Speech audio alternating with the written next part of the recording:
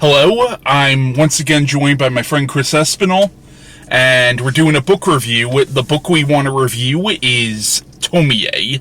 Now, Tomie is a manga series written and illustrated by Junji Ito, and the series was published between 1987 and 2000. This is an omnibus that collects, I think, all of the Tomie stories, although, as Chris told me, he has done other Tomie stories after this. Now, Junji Ito is also the writer and illustrator of mangas like Uzumaki, Gaio, The Melting Classroom, and Hellstar Remina, and he's definitely one of my favorite horror writers. Admittedly, I'm not a diehard fan of mangas and anime, but honestly, his mangas are some of the most unique and original horror comics I've ever read in my life. Like, he does a great job at combining melodrama with absurdist humor with genuinely unsettling psychological horror, as well as Lovecraftian cosmic horror and sometimes even Cronenbergian body horror. Yeah. But what do you think of Junji Ito?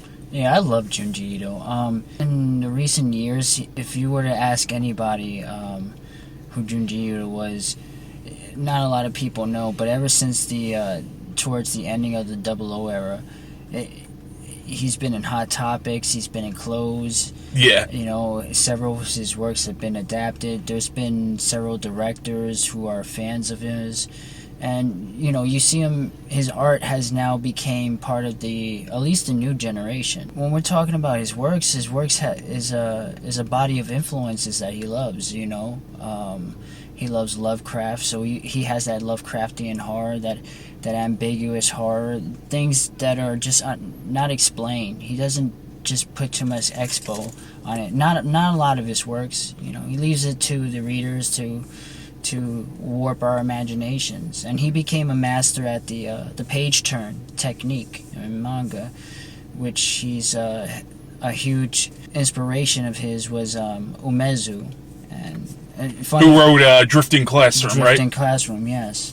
And he learned a lot of his techniques and things from him, you know. So, and you know, just his artwork, his ability, detail, his sense of humor at times, his ideas. He could take any wacky ideas and create a story that evoked a terror build-up, that is that technique with the page turn. Sometimes the scenarios are so out of whack, you know what I mean? But you still have a bit of that terror, you know, behind it. But that dark humor behind it, it's amazing. It's amazing what he can do. And a lot of his works are now being discovered. So a lot of his works that people like are really his older works. Now, Tomie is probably Junji Ito's most famous creation. Mm-hmm. It's definitely his most iconic creation. And actually, the first Tomie story, which was published in 1987, that was actually Junji Ito's first published manga. Mm-hmm. Before that, he was working as, a dental assistant or something? Yeah, dental technician. And it was like a manga contest that he submitted it to, right? Yes, it's a contest dedicated and a small tribute to Umez. And it was a contest to have a kind of a place in weekly Halloween, which is where they have a lot of these. Umezu created this thing called the shoujo girl horror, you know, where he has these girl protagonists, and that's kind of what Junji Ito also takes in. You know, he has that kind of approach with his females. He adopted that from Umezu. But he went into this contest, and his first appearance of Tomie, the first story that ever came, was for that contest, and that's what made him win. And from there, he took manga as a full-time career. Now, the basic premise of Tomie is we follow a succubus in the form of a teenage girl named Tomie who drives men to insanity. But honestly, the series is a lot deeper than that, and there are two ways you could look at it. One way you could look at it is that Tomie is like an ancient succubus or yokai that always existed, and this is just sort of the current iteration of her. But my interpretation, and I actually think, especially after rereading the first Tomie story, if you look at it this way, it makes the series a little more complex. That Tomie was a normal teenage girl in the beginning who was murdered and then came back to life as this thing. And I think if you look at the series that way, that makes Tomie a very tragic character. Despite how selfish and vain she is, there is an underlying tragedy to this character. It's crazy because there is a lot of ghost stories that have similarities to Tomie. There's the one, I wouldn't mind to be corrected if I'm wrong, but I heard stories about one where there was a schoolgirl that fell into a well, type of thing, and just similarities, in some of her stories. One of the things that I like about, I feel that you could do with Tomie is she embodies a lot of things, and I vision her now embodying the spirit of vengeance, and she became this curse that plagues upon mankind, and she spreads like a disease. And no matter, even if you kill her, even if you survive, you never really survive her. Her madness already took over well beyond the person's health and well-being, driven to complete insanity. Now, the series is made up of, I would say, two primary story arcs, but in between the two main story arcs are a bunch of standalone Tomie stories. Now, we're not going to go over every single story that's in this collection. I just want to go over some key ones and what some of our favorites are, but I do want to talk about the first Tomie story, which I do think, in a lot of ways, does stand apart from the rest of the series. The first Tomie story really does feel like that classic ghost story in a way, where you have this teenage girl named Tomie who in the beginning of the story we find out was murdered. We don't know yet who murdered her, but then all of a sudden she shows up to class, and then through a flashback we find out that she was having an affair with her teacher, which is really fucked up considering Tomie is supposed to be only 15. Granted, I know the age of consent is different in Japan, but regardless, that's still your student and you're having an affair with her, and apparently she also got pregnant from the teacher, and like her boyfriend, or a guy who wanted to be her boyfriend, caught her with the teacher and pushed her off a cliff, because this was during like a class field trip. And then the teacher and the boyfriend and basically all the other students just saw her body apart and scatter her body throughout the woods. And now all of a sudden she's come back and she drives all the people who killed her to insanity. Like I said, it really does play out sort of like that classic ghost story, or sort of a supernatural revenge story. Yeah, quite a shocking reveal, with all of that drama happening and with her being the age that she is. But, the thing with Junji Ito that I like so much is that he doesn't hold back. He does not hold back on anything.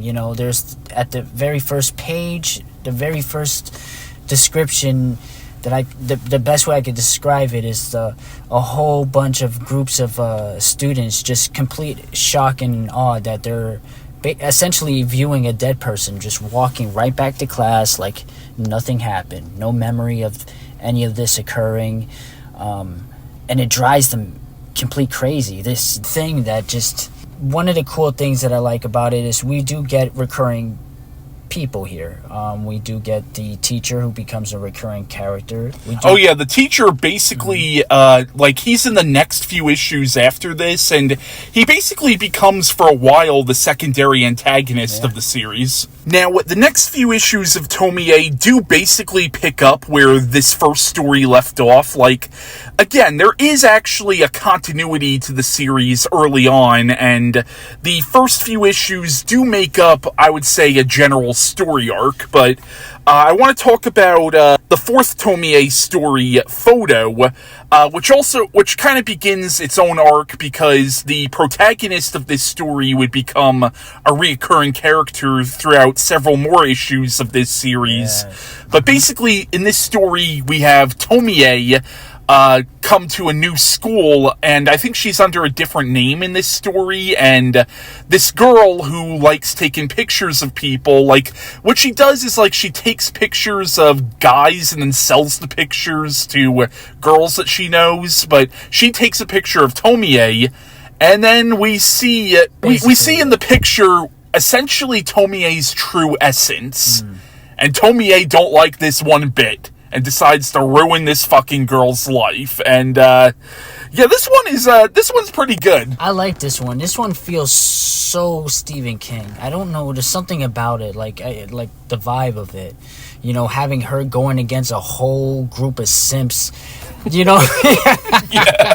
You know what I mean, and having this photo that really shows what she truly is. You know, this creature, this abomination that can just enslave anybody, that just lust for her beauty, something that they will never attain, but just become mindless monster zombies. The next one I want to talk about is Mansion, which is actually the final issue of the first story arc of Tomie. It's the last issue that features the protagonist from Photo. Basically, in this, we find out that Tomie has come to this, like, mansion where you had a father and daughter live in, and Tomie basically takes over this family. We don't know exactly what she did to the daughter yet, but it seems that she has the father under her thumb and is pretending to be the daughter. And in this, we realize that Tomie is basically doing experiments with her own DNA to basically figure out what the fuck she is. And this is why I do think Tomie was originally a normal teenage girl in the beginning, because we really do get a sense she doesn't know what she is and doesn't really want to be this thing.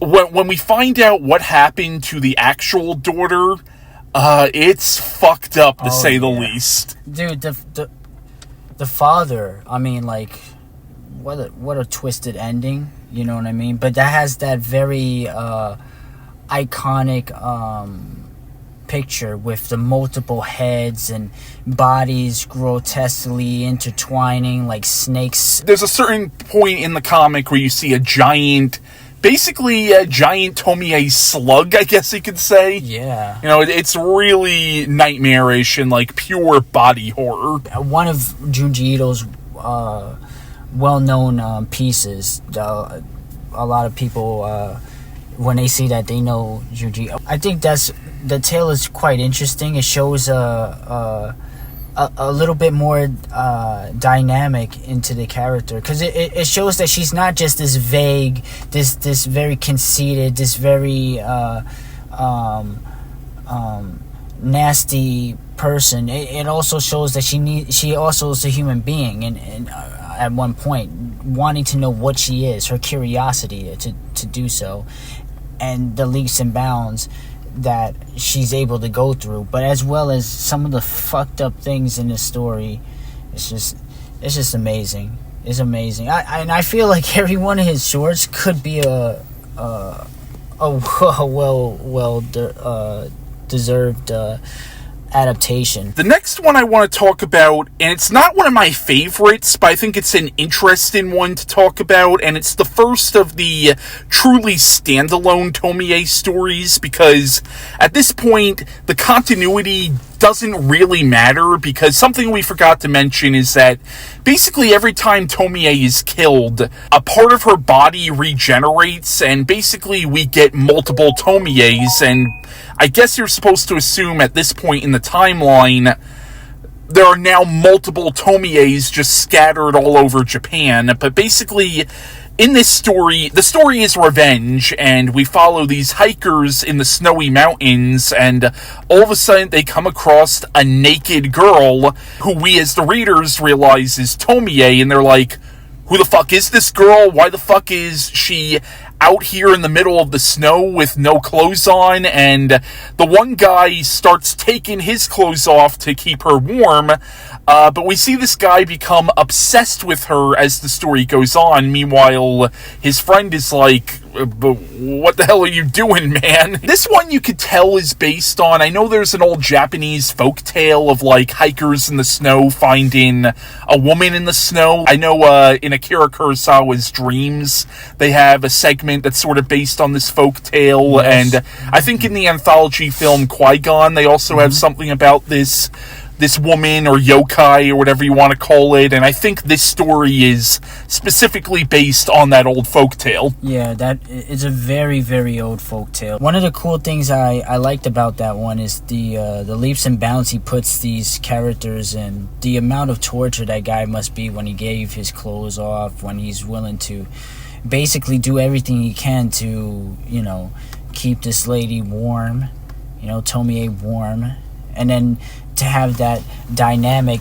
of a friendship kind of twist and turn when it seems Tomie, one thing about Tomie that I like about is that she's able to capture, every character has some type of thing that's wrong, some type of insecurity, some type of hobby, some type of thing that they feel entitled, whether they're a model, whether they're an artist, some type of inner desire, some type of darkness they have well deep inside. And Tomie is the type of person where her attitude, her ability, whether it's on purpose, whether she could, sometimes I read these stories and I felt like she can't help but to be, this is the way she is.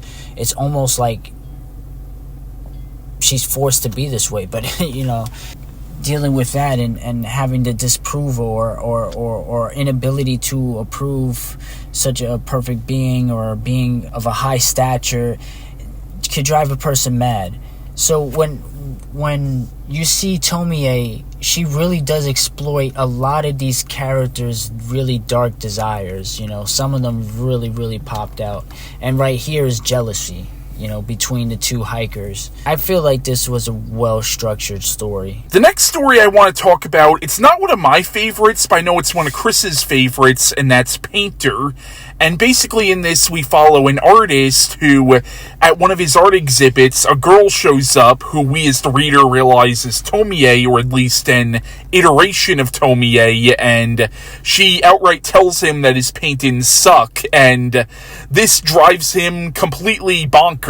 And later on, she actually shows up to his house to model for him, and then he paints her, and then she's like, this doesn't even come close to capturing my beauty. And again, this drives him completely insane and eventually drives him to commit murderous acts. What did you think of this? Yeah, I really love this one. Again, this is like Christian said, this is my favorite. Of course, me being an artist and Junji, I'm a Junji Ito fan myself, so I really love this one just because of the amount of bounds that this guy goes through in order to capture that beauty. Because once he found out that another individual, or just a rumor that another individual came close to doing it, he'd go in to visit, and through his desire, again, that ability to draw out that passions, your dark desire, that desire to achieve greatness, that desire to achieve that perfect portrait, perfect painting. I really like this one. I really like this one a lot, I like the fact that there's something, again, I keep repeating, something very Cronenberg about it, something very unique about it, and it touches my heart because it's an artist. It has all the great qualities, the drawing dynamics. You can see his progression and her disapproval and how much it's just driving him completely mad and crazy. The next one I want to bring up, and it's not one of my favorite stories, but I think it's an important one to talk about just in terms of the whole mythos of this series, and that's Assassins. And basically in this, we realize because there are now multiple Tomies all throughout Japan, we essentially find out that two Tomies cannot exist in the same place at the same time, because each Tomie thinks that they're the real Tomie, and because Tomie draws all these men to her and causes them to do whatever she tells them, the different Tomies are now sending different men after the other Tomie to assassinate that Tomie. It's an interesting story. Again, it's not one of my favorites, but I think it's an important one to read if you really want to get into the mythos of this series and kind of get into the psychology of Tomie herself, where we realize, in a way, she is her greatest enemy. Like, nobody hates her more than she hates herself. I like it a lot. I like the fact that Junji Ito is playing around at this point. He's just playing with ideas and little things that he can do. You know, just having a group of assassins stuck in a loop cycle of trying to assassinate one Tomie and getting the orders from the other. So I thought it was a pretty funny concept. The next story I want to bring up is Adopted Daughter, and in this we follow an old couple who, there's a lot of unpleasant rumors about this old couple because they've adopted several young women in the past, and every girl that they've adopted has ended up dead, leaving the people in the community to think that this old couple is just killing young women. But what happens is one day a young woman shows up in their yard, who we as the readers realize is another iteration of Tomie, and they adopt Tomie. And this is where we learn that it was actually their maid who was killing their previous adopted daughters, and the maid tries to poison Tomie and is shocked when she realizes that the poison doesn't work. This one, it's actually a pretty sad story when you look at it from the point of view of the old couple, because really, they don't deserve these horrible rumors that are being spread about them, and they just want a daughter because they were never able to have children themselves. And really, like, basically you see the lives of this poor old couple being ruined by two evil women, but I would argue the maid character ends up being the more evil character in this story than even Tomie. Yeah, this one's another favorite of mine. I really like this one a lot. The first beginning half of the story makes you believe that the couples were the evil ones. I think it's pretty cool. I think it's pretty crazy. I do feel bad for the couples, again, with the rumors that spread. I also feel quite mystery behind it. Like, you know, as soon as the rumors has been spread, and then suddenly Tomie appears right there at their doorstep, just in time, just when there's no way for them to get another adoption, no way they're gonna get another daughter, and then suddenly who appears? She must have heard the rumors, because she appeared right on time, just to find, just like a house of usher, just to be invited in, and like a virus, just spread out. You know, her influence, her being the perfect person to walk in and then destroy this charade that the maid, and her desires to want to be desired as a daughter rather than seeing somebody being adopted as one, which she deserves for all the hard work she put in as being a maid for these people. So I really like this whole breaking, destroying dynamic and revealing dark desires for this wacky character. Tomie is definitely the side villain here. She takes a step from the maid, for sure. The maid is, I think the maid caught more bodies than Tomie in this story. Yeah. I mean, she's been going on a killing spree with these other daughters for a while now. The next one I want to talk about is Littlefinger, and basically in this we have this group of brothers, and they get a new stepmother who is actually not much older than them, who turns out to be Tomie. Now, of these brothers, one of them happens to be really ugly.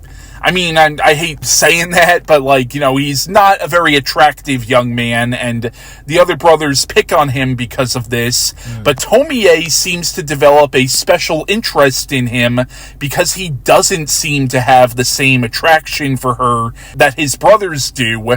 And what happens is his brothers end up murdering Tomie because, again, every iteration of Tomie eventually drives the men around her to insanity and drives them to kill her. So the brothers killed Tomie, and they get the ugly brother to go hide her remains, which he agrees to, and then he finds out while he's gone that his brothers have pinned the crime on him. So he's, like, hiding out in the mountains now, and he burned Tomie's body body, but like a few of her fingers remained, and those fingers have essentially regenerated into new versions of Tomie, but one of the fingers was a lot uglier than the other ones, or it's taken a lot longer for her to develop, so other Tomies pick on the ugliest Tomie, and like, so the brother kind of like develops a special attachment to this ugly Tomie. Again, it's an interesting story, and you do feel bad for the protagonist of this story. I like this one. It has this very twisted love dynamic. It reminds me a lot of Tim Burton, to have the ugly ducklings emerge victorious in the end, despite all of the... well, he doesn't exactly emerge victorious in the end. Not victorious, but, at least he had some love, you know what I mean? Like, and I find it quite interesting that very rarely, but this does occur throughout Tomie, there are a few people that do have this ability to resist her charms and her beauty. And this is one person that was not really affected. As far as I remember the story, he didn't really care about her beauty, but he found the same type of love and infatuation for a group of Tomies, and the one particular that was in the same situation as she was being picked on. She was hideous, grotesque, just like he was, compared to his brothers, and it's not like a twisted love story. The next story I want to bring up is Boy, and oh boy, this is probably Tomie at her evilest. Like, there are times in the series where you can feel some sympathy for Tomie, especially if you interpret it as she was a normal girl who was murdered and became this thing. But, oh no, in this story, she is pure, unadulterated evil. Especially when you read into the subtext of this story. Basically, in the story, we have a little boy who's playing on the beach, and he comes across an iteration of Tomie that was recently murdered, and then she comes back to life and tries to give this boy love, and tries to be this boy's new mother, and the boy constantly comes back to her, giving her new clothes or giving her food, and it's never said flat out, but it's sort of implied possible molestation, or at least that's the subtext of the story. That's what the story is kind of a metaphor for, is what child abuse, and especially sexual abuse, does to a child. Like, that's basically what the story is about. And it's so fucking tragic, especially when you find out what eventually becomes of this boy in the end. Like, again, this is probably the most screwed up Tomie story. Yeah, this is the most screwed up Tomie story for sure. It's that unwelcomed kiss, you know what I mean?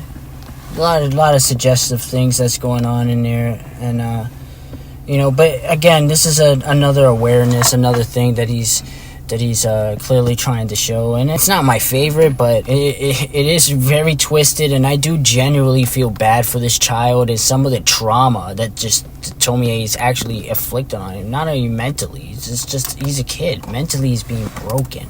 Yeah. Breaking down, and you can see it physically with the bags in the eyes by the end, and I just feel genuinely sorry for this kid, Something I wanted to bring up is the way Junji Ito draws Tomie in this story, because in the beginning her face is all cut up, and you could tell that was probably a visual reference to Linda Blair in The Exorcist, or it could have even been a visual reference to the character in Suspiria, the girl who fell into the razor wire, and then we see her come back as a zombie at the end of Suspiria, because I remember you telling me that Junji Ito was a huge fan of Suspiria, so that could be a visual reference to that. Absolutely. And he does use it in other works as well, Absolutely, visually, you can tell lacerations on the faces of the two characters in The Exorcist and Suspiria, very similar to the lacerations the cuts and the lacerations on the face, very similar. Horror's inspirations when the Western movie was booming in Japan. He was exposed to a lot of these things. Exorcist and Suspiria was one of his favorites. That was said to be one of his favorites. You could clearly see some of his works. I keep saying, these movies. You mentioned as well, like, you could see it. You can almost, if you're a movie buff, you can almost feel the inspiration. The next story I want to talk about is Gathering. And basically in this one, we follow a guy whose girlfriend recently died, and he's feeling really depressed about this, but his friend says, hey, why don't you come to this gathering I'm going to? And the guy does, and this is where we find out that Tomie, or at least this particular iteration of Tomie, has basically developed a cult of men around her who will do whatever she tells them to do. But she becomes fascinated with the protagonist of the story because he doesn't desire her the way the other men do. And she becomes kind of obsessed with him and obsessed with getting him to desire her. What do you think of this story? I think the story is well done. I really, really enjoyed this. This is another favorite of mine. Again, this is one of those people that have the ability to resist her charms, her beauty. I think it's his real unbroken love that he has. No matter, even beyond depth, he longs for his beloved that passed away. It drives Tomie crazy. Drives her crazy. She hates that. It's one of those things that she can't enjoy. It's the reverse psychology. It's like if you don't desire her, she desires you because she desires the knowledge of how you can resist her. And this one also, kind of plays into one of my theories on this series, is that even though it's clear Tomie has some kind of supernatural ability to attract men to her, there's obviously some kind of magic going on, I also think it's generally the shallow men who become obsessed with her. The protagonist of this story, he loved his girlfriend for who she was, and this is something that Tomie can't completely understand, or maybe wants to understand. You almost get a sense in this story that Tomie does actually want to be loved for who she is, rather than just for her beauty. He views her as what she is, essentially. The qualities of her. The one thing I find quite interesting is this protagonist, as much as he tries to resist her, he does resist her. He does eventually, I don't know whether to call this a good ending or a bad ending, because in the end, he does begin to forget. His escape is to go to his dreams and to dream about his beloved. And Tomie, at the end, have pretty much invaded his dreams, pretty much adopted the face of the girl that he longs for, and he longs for her. But unfortunately, Tomie's even her curse can't escape her as well, for even within his dreams, he gets brutally killed by her fans, and he, oddly enough, just watches without a care. So it's even in his dreams, he's still not affected. That's one of my favorites. I like that one a lot. I want to talk about the last story arc of this series, because basically the final 3 issues, Passing Demon, Top Model, and Old and Ugly, all tell one story, essentially. This is the final story arc of the series, and the basic premise of this story arc is you have this mysterious figure, this mysterious man. You find out that he had some of Tomie's blood, and he's been injecting it into babies, and these babies grow up to be new iterations of Tomie. So, in the beginning of the story, you have basically an 8-year-old version of Tomie, and her name's not actually Tomie, it's something else, but again, it basically is Tomie. And then you find out that there are other girls in this town who are also Tomie, and it's kind of a screwed up scenario, honestly. The fact that this guy was just creating new Tomies and injecting babies with it, it's really fucked up. Now, when you find out the backstory of this guy, you feel a little bit of sympathy for him, but at the same time, what he's doing is still beyond screwed up. But again, it depends on how you want to interpret it. You could say it was Tomie's supernatural powers that were kind of making him do this, but I don't know, at the same time, I do view him as kind of the villain of this particular story arc, but what do you think of these final 3 issues? I like the whole entire story of it. It's not my favorite, but I enjoyed, again, that's what made me think of Tomie as like a virus being spread. You know, when a person is actually, literally doing these horrendous acts, going to these babies, spreading her and creating an army of Tomie. And I understand that he's under the influence because a bit of Tomie is inside of him as well. So, but at the same time, that all depends on how you want to interpret it. Like, you could say Tomie is just this horrible demon that was driving these men to do this, but I also think it was something in them too. I think it was something evil within them that maybe Tomie did awaken, but at the same time, I think Tomie, again, what I find fascinating about this character and this series is she's both the villain and the victim. To an extent, I don't think she's completely in control of how she drives these men insane. Now, this story is not included in this collection. This is actually a story that Junji Ito did years after this collection was put out. But there was another Tomie story, I think it's called Takeover, and basically it's about it's interesting because basically it's from the point of view of an entity that is able to swap bodies with people. Like, it jumps from body to body and then, like, places the soul of the person whose body it takes over into the body it was previously taken over, driving that person insane. But this entity ends up going into the body of Tomie and realizing, holy fuck, maybe I don't want to be here. And this is where you really do get a sense that Tomie is not completely in control of her actions and can't help it when men around her go insane and try to kill her, and this entity is basically now trapped in the body of Tomie. But this one was pretty interesting. Again, it's one of those things that you pointed out before, that, you know, that maybe she's not in control of her actions, you know what I mean? And maybe this is just a way of her to evoke that madness, to be this uncaring, narcissistic, self-serving individual that can bring out the most darkest things in people. I like this one especially because, again, as you said before, this touches on another aspect that I don't see that much in the other Tomies.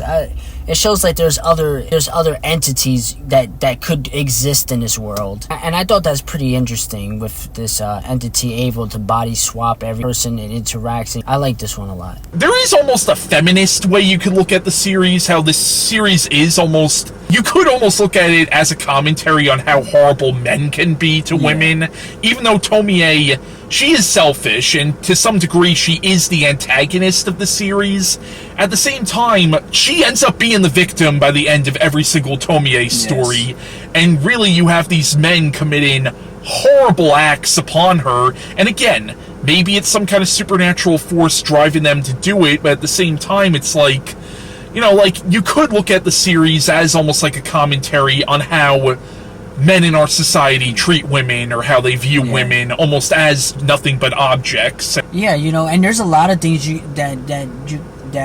could get from this, you know, even in the other spectrum with women that has that ability to draw and attract people, and how much danger that can also be from that person, you know what I mean? Something I also think is interesting, again, going with my theory that Tomie was a human in the beginning. If you notice, and I understand that this is because he was so inexperienced as an artist at the time, that the artwork is different in the older Tomie stories, but the way he draws Tomie in that first story, she looks just like a normal girl in that. Whereas, like, as it goes on, she becomes more idealized in how, like, Junji Ito draws her. Like, he draws her to be more like that idealized vision of beauty, and that's almost like with every time she's killed, she comes back more quote-unquote perfect, you know, and but ironically also comes back more and more inhuman every time she's killed. Yeah. Now, there have actually been a series of live-action films based on this manga series.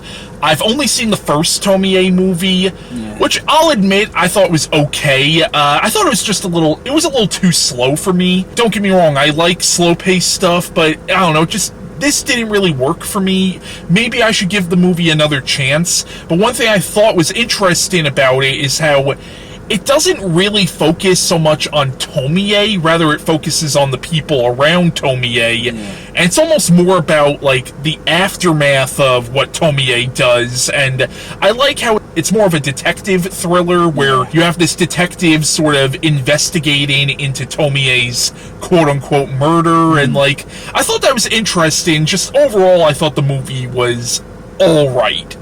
One thing I did like about the movie, though, is there is this, like, creepy-ass song that plays, I think, towards the end of the movie, but, again, overall, I thought the movie was kind of mediocre. But what do you think of the first Tomie movie? I like the movie a lot. I'm like you. I did watch parts of the other movie, but the only one I really remember is the first one. I remember liking it. I did remember me trying it a few times and being a little impatient, but actually when I saw it full length through, and I seen it again with you, I think I came to appreciate the atmosphere that it brings in. Tomie is not really there throughout the whole entire movie, but again, the aftermath and her very presence, and the people who have been through what they've been through with her, has this almost, and you get this sense of this impending doom that lingers around the atmosphere in that movie. You know what I mean? And I'm not gonna go to spoilers, but you know, again, she does appear, but she kind of has this in this movie, I felt like she has this kind of ambiguous feeling, you know, behind.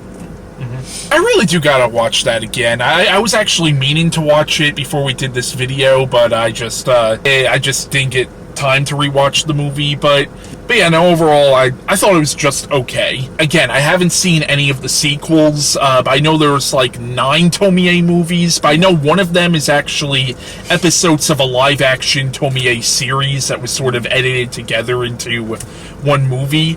Now, I know there's the anime series, the Junji Ito collection, that adapts different Junji Ito stories, and I think that series, it adapts some of the Tomie stories, right? Yes, it does.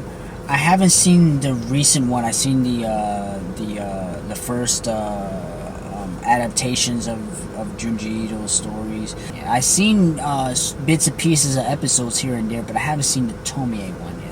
Okay. So I don't really know which story they adopted. I mean, I know it's not stated, but there's this show on Netflix called The Girl from Nowhere, and I can see where they got the idea from.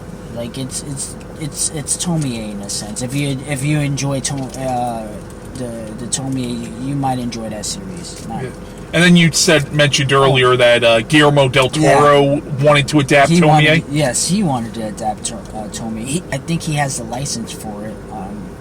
And I think he has a license for a few animes, and Tomie being one of them. I do know he's a big fan of Junji Ito.